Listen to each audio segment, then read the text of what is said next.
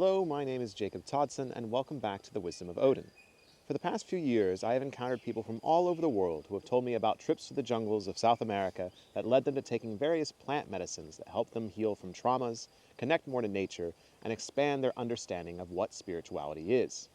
While there are many different types of plant medicines that can come from South American jungles, the one that has been getting more and more attention lately is called ayahuasca.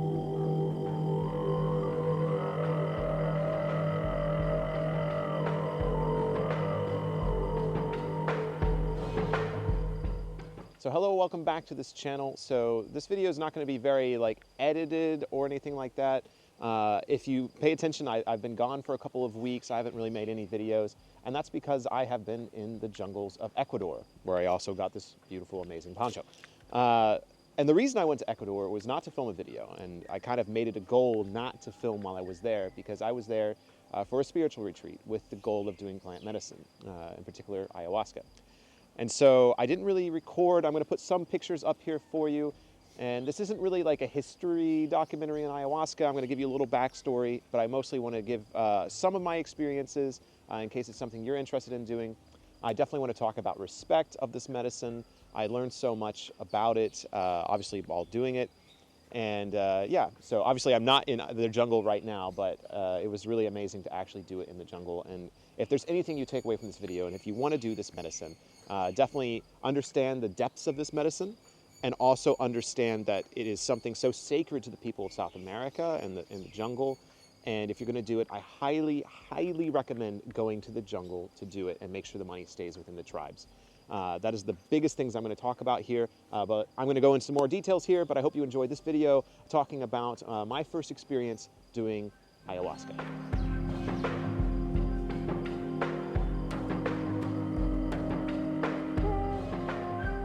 But let's go into a little bit of history of this medicine.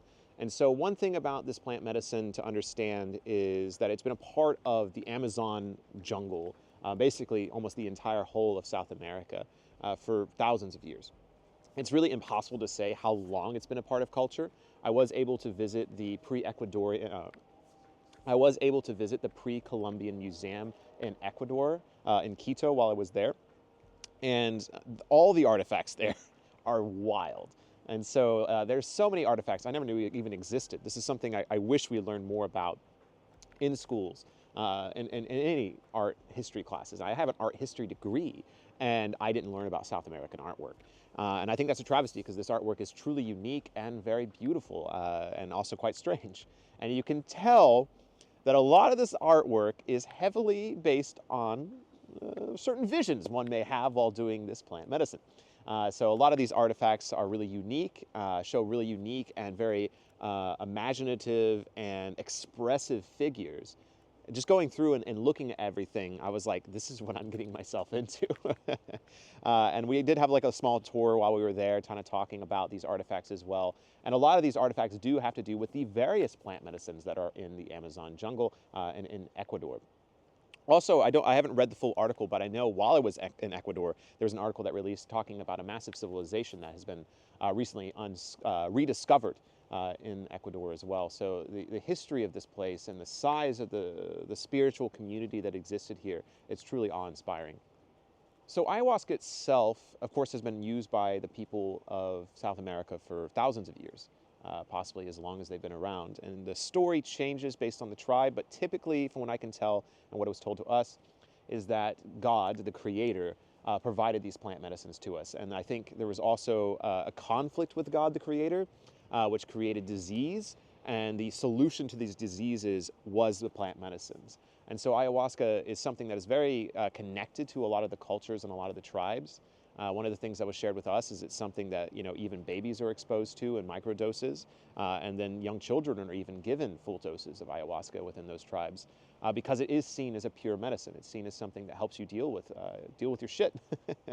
And I think that's one of the things that a lot of people are getting attracted to it now, as the modern spiritual movements are getting more and more popular. Even when the Spanish arrived, it doesn't seem like they were too interested in these sacred plant medicines.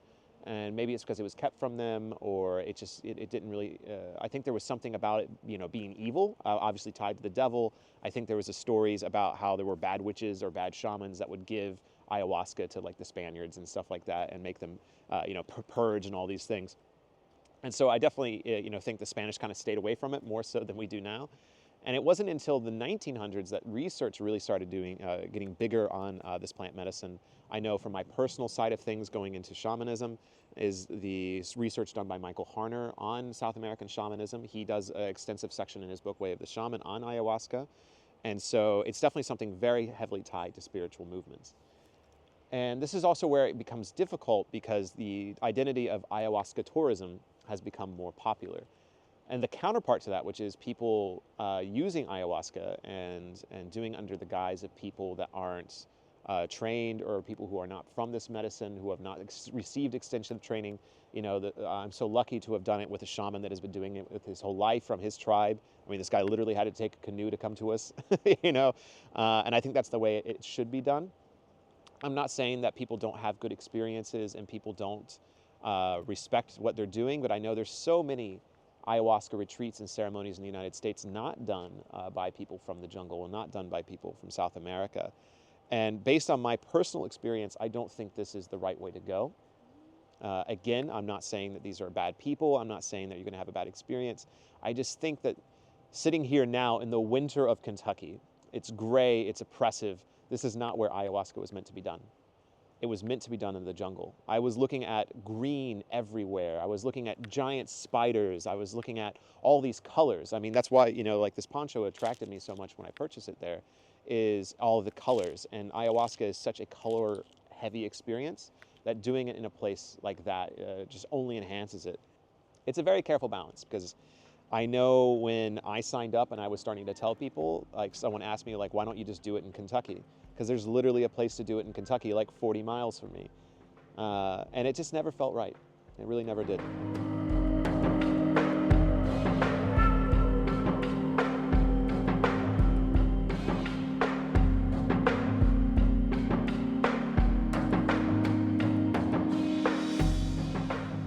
All right, so there's going to be more time for rambling here in a bit, but I do want to give you some basics in case you're wondering, because I know some people don't know what it is getting into this. And number one, what is it?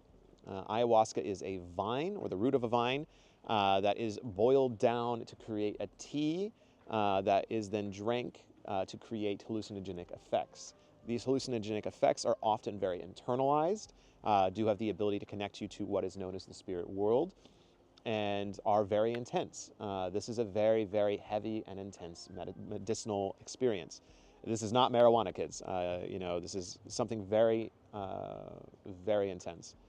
And it's something that's taken me 2 years of thinking, of asking questions. Like, I have several people I know that I've had numerous conversations about this with before I decided to do it myself. Which is funny, because I know there were some people at this ceremony that had no idea what ayahuasca was when they came. They signed up for other reasons. So, everyone's experience is going to be different. But this is something that, since the majority of people on my channel are very spiritually aligned, I think it's something you really need to think about before doing it. Now, what are the effects? The effects, if you have done mushrooms before, at first can appear similar to mushrooms. You have a lot of very internal imagery if you close your eyeballs. You see a lot of things. Like for me, one of the points was like space. I was in space and I was watching all these things form. Like I was seeing like these temples. I saw like a temple of snakes form and all this stuff. And a lot of things can be very personal. One thing I'll share with you is one of the things I saw as my younger self. I saw, and this was on a milder experience, I saw like my 2 or 3 year old self playing video games, and I was able to sit down and play video games with my 2 or 3 year old self. And then later down the line, I actually met myself from the previous day. And I could tell it was me from the previous day, like based on my clothes. And I was able to embrace him and hug my previous self and thank him for everything he'd been through. And so, like, it can get deep really quick. And the way it was set up for us is we had multiple ceremonies. We had 2 ceremony nights. And then you can drink. Obviously, there's a shaman there with us, and then we had 2 helpers as well, making sure everything was okay. And that's another thing. Safety is such an important thing with ayahuasca. Oh my gosh, I should have brought this up right away. Doing it with the right group that is going to make sure you're safe spiritually, mentally, and physically is so important, because you're so vulnerable when you're doing this. And I have heard stories of people getting taken advantage of while doing ayahuasca. So make sure you're vetting the people you're going to do this with. Make sure you're going to have help. One of the stories we were told is like, someone had a bad experience because they literally did this in a hotel room in Mexico. And it's like, obviously it's not going to go well. So please, please, please do your research if you are interested in doing this. It's so, so important. And to respect not only the medicine, but also yourself. And keep yourself safe, because there's a point, I was in the fetal position, like I'm sure I was just disgusting, I had just thrown up.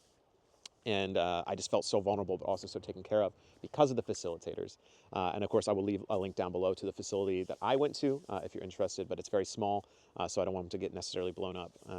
So yeah, it'll be down below, like hidden, because it was only like 14 people. So I know a lot of people watch these videos, and I don't want 3,000 people signing up for this next one, but it was a really amazing group. To the facilitators, if they end up watching this video, I just want to say thank you so much. You guys did an amazing job. And it really makes a world of a difference having people there that care for your experience. So on that, another side effect is, of course, cleansing oneself. And cleansing oneself can come from the front or the back. And yes, if this is something you've heard, yes, it's true. I did both nights. The first night I only did 1 cup of medicine, and I didn't actually cleanse. The second night I did 2 cups of medicine, and oh boy, did I cleanse. Trust me, this poncho has been washed, but I was wearing this poncho that night, and yeah, it gets gross. But yeah, the second night I did 2 doses of the medicine, and man, it's nothing like I've ever experienced before. And the amount of healing that can happen on that medicine, I consider myself a fairly well-adjusted, low-trauma individual, and I still dealt with some really heavy truths. And I heard some stories of people that had way more, heaviness in life. And they definitely had some truly powerful and intense healing experiences. So it's one of those things that can be scary going into, and I think the fear is part of it. That was actually a big part of my lesson, was dealing with fear. Some other thoughts I've had as well that might be of interest to you. So the retreat I chose to go to was 7 days. 7 days felt really good. I've seen other ayahuasca ceremonies. I have a really good friend that actually runs ayahuasca ceremonies in the States. And what he does is he flies Peruvian shamans, medicine men, from Peru to the United States, and then brings them here for 3 days and has the ceremonies. Now, 3 days after going through a 7-day experience, I don't think I would enjoy as much, because we had, 3 or 4 days of buildup. We did hape before, which is something, if you know me, is something I've become very passionate about, because I think it's a beautiful plant medicine. And so we did that one day, and then we did the ayahuasca ceremonies. And we did, like the cacao experience, learning where cacao comes from. Team Dark Chocolate all the way, by the way. No longer doing milk chocolate after having real good dark chocolate, real cacao. Really amazing experience to see that. Lots of intention workshops of just sitting there thinking, cleansing, eating the right diet. The food was all taken care of for us. And so this retreat at first, if you check it out, can appear expensive. But I think it was worth it just because of the way we were taken care of leading up to it. So doing it in the future, I feel like 7 days is really good.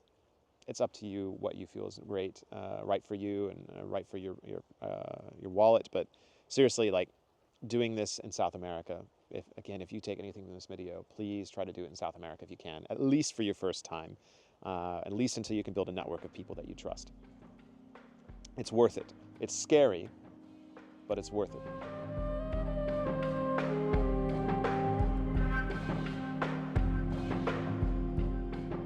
So I'm sure some of you want to know more about individual visions. I think, again, it's very personal. A lot of my stuff was very personal, and it is going to be for everyone involved as well. But the biggest thing is, at one point I was just in a forest, like the rainforest, but it looked like something from, like Avatar, like like Pandora, like the Blue People Avatar. And like all the trees were just glowing. In the center was this massive tree that was glowing pink, and all these spirits were just singing towards this tree. And I was a part of that reverence, and just seeing all the different beings come together in reverence of the source, whatever you want to call it, was beautiful. And I had a lot of really beautiful experiences, a lot of kind of funny ones, especially when cleansing. The spirits are definitely mischievous. Encountering dead family members is something I've heard is common as well. I did encounter some ancestor spirits. I did encounter some Norse spirits, but primarily it was mostly South American themed. Again, I'd be curious to see if that was different if you do this somewhere else, but at least in my experience, it was very, very heavily South American based. A lot of the imagery, like I was going through the towns the next day and I was like, this graffiti makes sense now. And a lot of the street art and a lot of the art styles and colors, like the colors of even like this poncho, make sense now that I've done this plant medicine. Yeah, I should also say at this point, if you have any questions, please put them in the comments. I'll be happy to answer them to the best of my abilities. I'm not an expert in this. I've done this twice, but it's definitely something that I think if you're interested in, if you think it's a thing that calls to you, do your research, do it right, do it safely, and, just take your time. I know I've had many conversations with many amazing people in the spiritual community that take things way too quickly. I myself at times as well, I've made those mistakes. This is not day one. This is not, again, some people, this was day one for them. But, it's one of those things where just really follow your heart, your gut, and intuition, and take your time with it. So yeah, I'd be happy to answer any questions for you down below. I'm curious to see how this video is going to be because I'm not sure if it's going to get monetized or not. But again, it's something that I wanted to share with all of you.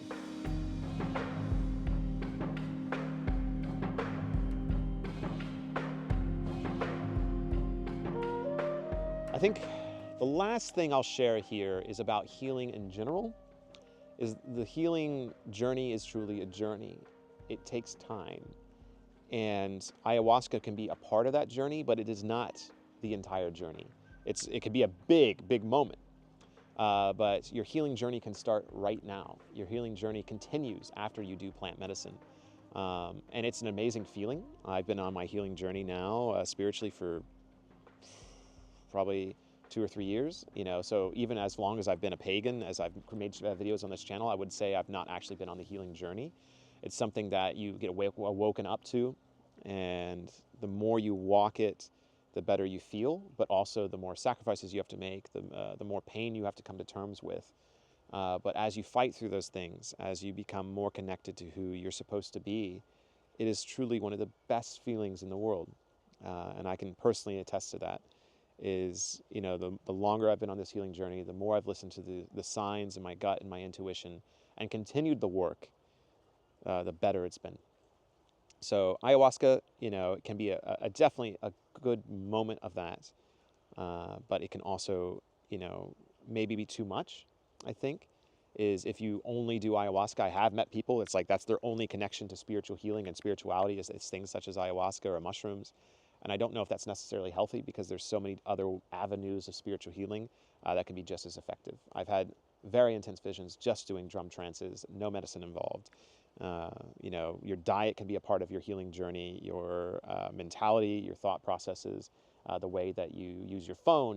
There's so many small ways. And obviously that's all stuff I intend on talking more on this channel because I'm really passionate about hearing people's healing journeys and helping people on that journey as well, because it's helped me so much. And I now, instead of, we all do this, right? We all judge, maybe in our mind or maybe vocally. We all do it to some degree. And one of the things I've really enjoyed is I begin to judge less now and more think they need to start their healing journey, or I wonder how far along they are in their healing journey.